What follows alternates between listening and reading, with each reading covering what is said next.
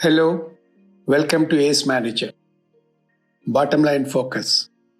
ACE 28, Inventory Carrying Cost. In this chapter on bottom line focus, we have been seeing how activity level impacts the bottom line, how raw material price changes can impact the bottom line if the product prices are not promptly revised. We have also seen when there is a negative contribution, why we should cut down production to arrest losses. We have seen real instances of operating efficiencies like scrap at final inspection impact the bottom line. Finally, we have seen how efficiencies in power generation and power consumption can impact the bottom line. All these instances more or less directly impact the bottom line and can be quickly related to profitability. Now, I like to share a couple of instances which have an indirect bearing on the bottom line and could be significant as well. One of such cases relates to inventory carrying cost, which happened with an automotive spare parts dealer who was also running an automotive workshop for maintaining vehicles of some of the well-known brands. This dealer had an inventory management system with software provided by his manufacturer and could keep track of purchase and sale of parts dealt by him in his workshop. Of course, his parts ordering mechanism was little ad hoc, but that is secondary for this example. 50 numbers of a part which had a purchase cost of 1,000 rupees per part were in the stock with him for 3 years before they were sold. Thus, for 3 years, this part carried an inventory value of 50,000 rupees in the books.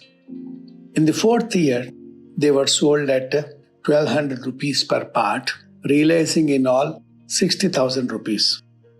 So, the dealer's accounting system showed 10,000 rupees as profit on sale of these parts. To fund inventory, this firm was borrowing from a bank through an overdraft facility.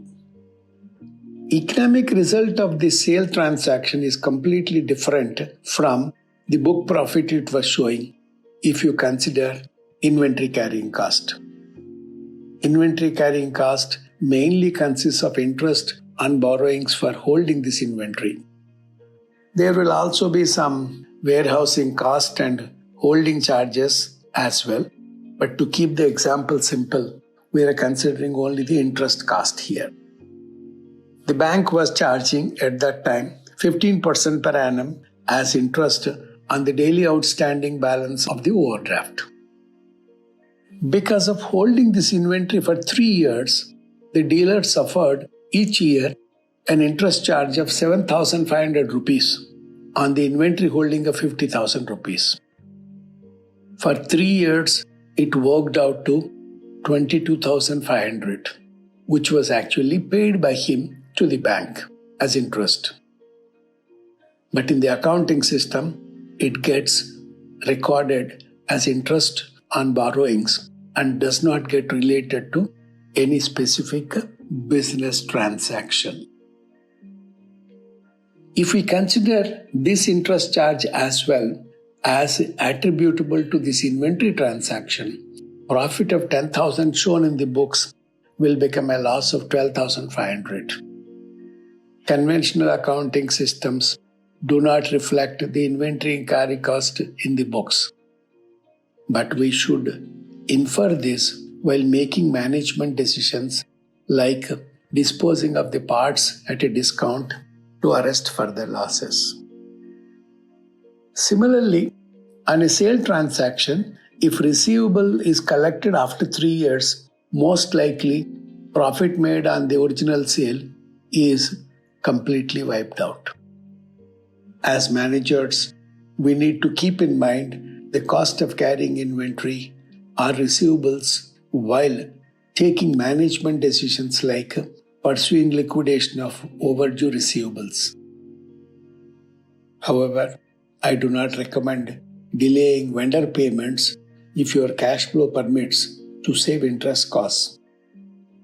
It is likely that your vendors will consider their extra interest cost while quoting for you in the next supply. Thank you for your attention.